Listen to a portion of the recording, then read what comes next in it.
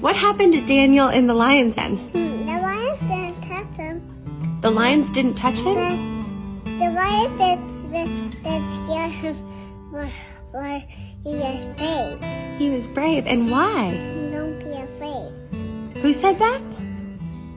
The angel. The angel said what? Don't be afraid. And what did God do? Save him. He saved him from the... Lions. Oh my goodness. And who threw Daniel in the lion's den? King Darius. King Darius, that's right. And what's the meaning of the story? It means that we must always do what? We must always... Obey God. We have to always obey God. That's right. I'm done. I'm done.